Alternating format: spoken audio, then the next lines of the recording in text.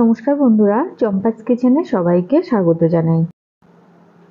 আজকের রেসিপি হচ্ছে সম্পূর্ণ নিরামিষ আলু দিয়ে পনিরের ডালনা। খুব সহজেই রান্নাটা আমি কি করে করি, চলো তার রেসিপিটা চটপট দেখে নেওয়া যাক।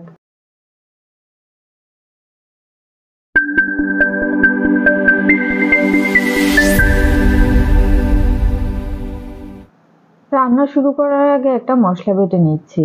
মিক্সিং জারে দিচ্ছি 1 ইঞ্চের আদা কুচোনো, 3টে কাঁচা লঙ্কা আর একটা বড় সাইজের টমেটো কুচোনো, 5-6টা কাজু বাদাম দিলাম। সামান্য জল দিয়ে এবার এই মশলাটাকে বেটে নেব। মশলা খুব ভালো মিহি করে বাটা হয়ে গেছে। এবারে চলো সরাসরি রান্নাতে যাওয়া যাক। গ্যাস জ্বালিয়ে একটা কড়াই গরমে বসাচ্ছি।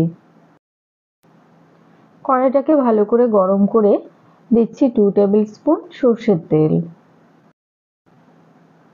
গরম তেলে 1/4 টিস্পুন করে নুন আর হলুদ গুঁড়ো দিয়ে দিচ্ছি।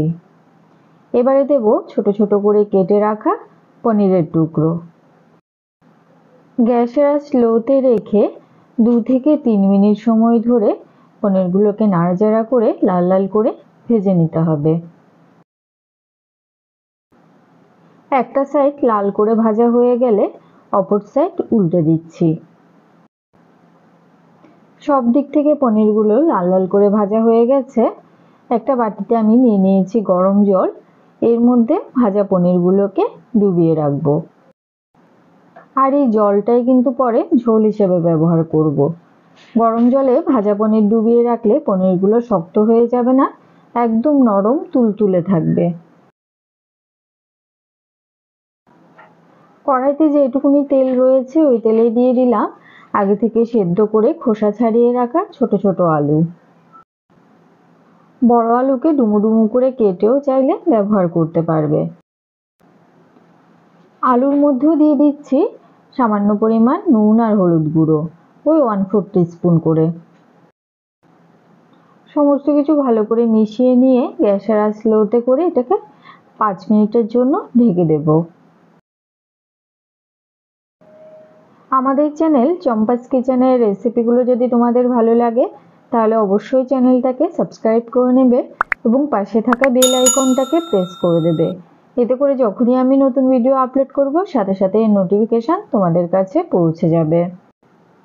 কথা বলতে বলতে এদিকে আলুগুলো লাল করে ভাজা হয়ে গেছে, এগুলোকেও নামিয়ে রেখে দিলাম। ওই কড়াইতেই দিয়ে দিচ্ছি আরও 1 টেবিল স্পুন সর্ষের তেল। তেলটা ভালো করে গরম হয়ে গেছে।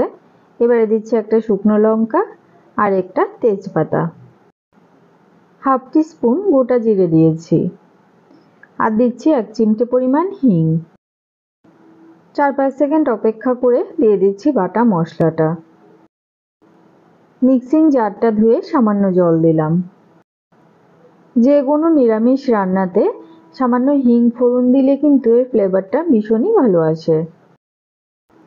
দিচ্ছি 1/2 টিস্পুন নুন, 1/4 টিস্পুন হলুদ গুঁড়ো, 1/4 টিস্পুন কাশ্মীরি লঙ্কা গুঁড়ো, আর দেব 1 টিস্পুন জিরে গুঁড়ো। বাটা মশলার সাথে সমস্ত গুঁড়ো মশলা ভালো করে মিশিয়ে নিয়েছি। এর মধ্যে যেহেতু টমেটো দিয়েছি তাই 1 টিস্পুন চিনি দিলাম। যে কোনো নিরামিষ রান্না হালকা মিষ্টি হলে কিন্তু খেতে বেশ ভালো লাগে, তবে কেউ যদি চিনি দিতে অপছন্দ করো সেক্ষেত্রে না দিলেও চলবে। গ্যাসের আঁচ মিডিয়ামে রেখে অনবরত নাড়াচাড়া করে মশলাটাকে ভালোভাবে কষিয়ে নেব। কাজু বাদাম বাটাটা কড়াইয়ের তলা থেকে লেগে ধরতে পারে, তাই অনবরত নাড়াচাড়া কিন্তু করে যেতে হবে। ভাজা আলুটা মশলাতে দিয়ে দিলাম। সব কিছুকে আবারও ভালো করে মিশিয়ে 1 মিনিটের মতো কষিয়ে নেব। মশলা যত ভালো করে কষাবে রান্নার স্বাদ কিন্তু তত ভালো হবে। মশলার সাথে আলু বেশ ভালোভাবে কষানো হয়ে গেছে। এবারে এর মধ্যে দিয়ে দিচ্ছি আগে থেকে ভেজে গরম জলে ডুবিয়ে রাখা পনির। জলটা কিন্তু ঝোল হিসেবে ব্যবহার করেছি।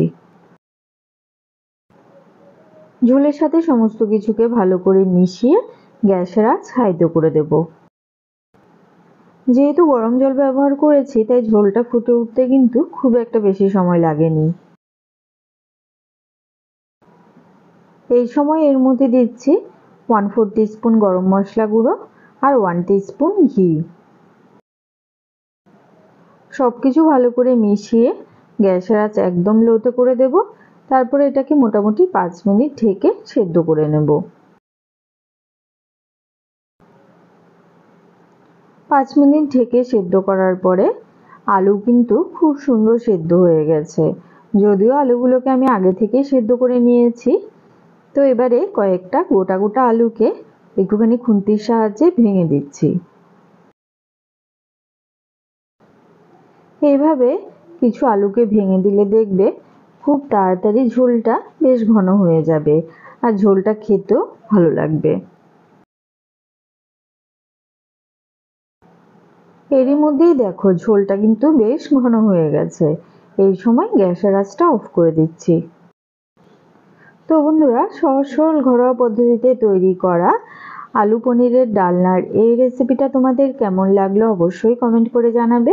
ভালো লাগলে লাইক করবে আর তোমার বন্ধুদের সাথে ভিডিওটাকে শেয়ার করতে কিন্তু একদম ভুলবে না। এতক্ষণ আমার পাশে থেকে ভিডিওটা দেখার জন্য অনেক অনেক ধন্যবাদ। ভালো থাকবে, সুস্থ থাকবে। পরের ভিডিওতে আবার দেখা হবে। বাই।